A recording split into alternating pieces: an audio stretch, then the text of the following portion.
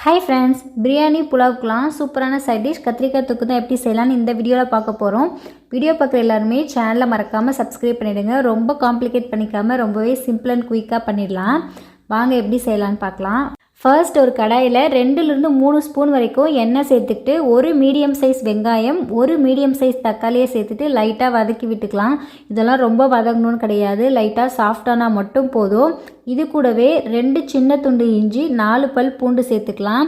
இதோட பச்சை வாசனை எல்லாமே லேசாக போனால் போதும். அந்தளவுக்கு லைட்டாக வதக்கிட்டு ஆற வச்சுட்டு ஒரு மிக்சி ஜாரில் சேர்த்துட்டு நல்லா ஃபைன் பேஸ்ட்டாக அரைச்சி எடுத்து வச்சுக்கலாம். இப்போ அதே எண்ணெய் ஆல்ரெடி இருக்கும், அது கூட இன்னும் கூட கொஞ்சம் நல்லெண்ணெய் சேர்த்துக்கிறேன். நல்லெண்ணெய் சேர்த்து பண்ணும்போது நல்லா வாசனையாக இருக்கும்.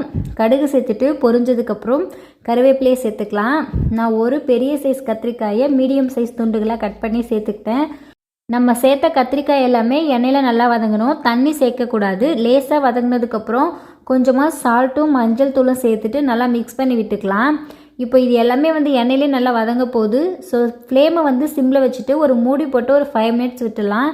இப்போ பார்த்தீங்கன்னா கத்திரிக்காய் நல்லா சாஃப்ட் ஆகிடுச்சு. இந்த ஸ்டேஜில் ஆல்ரெடி நம்ம வெங்காயம், தக்காளி, இஞ்சி, பூண்டு எல்லாத்தையுமே வதக்கி அரைச்சி வச்சுருந்தோம் இல்லையா, அந்த பேஸ்ட்டை சேர்த்துக்கலாம். இது ஒரு திக்கான கிரேவியாக தான் இருக்க போகுது.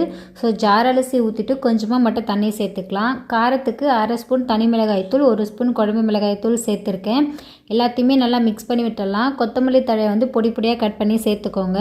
இந்த ஸ்டேஜில் உப்பு காரம் எல்லாத்தையுமே செக் பண்ணிக்கோங்க. தேவைன்னா இன்னும் கூட கொஞ்சம் சேர்த்துக்கலாம். அவ்வளோதான். ஒரு 10 நிமிஷத்துக்கு தட்டு போட்டு மூடி வச்சு சிம்மில் கொதிக்க விடலாம். அப்புறம் ஓப்பன் பண்ணி பார்த்தீங்கன்னா எண்ணெயெல்லாம் பிரிஞ்சு சூப்பராக இருக்கும். ஒரு குழிக்கரண்டி வச்சு கத்திரிக்காய் எல்லாத்தையும் நல்லா மேஷ் பண்ணி விடுங்க. பிரியாணி, புலாவ் எல்லாத்துக்குமே இது சூப்பர் காம்பினேஷனாக இருக்கும். கண்டிப்பாக ட்ரை பண்ணி பாருங்கள். ரொம்ப சிம்பிள், அதே டைம் ரொம்ப டேஸ்டியாக இருக்கும். சேனலை மறக்காமல் சப்ஸ்கிரைப் பண்ணிவிடுங்க. தேங்க்ஸ் ஃபார் வாட்சிங்.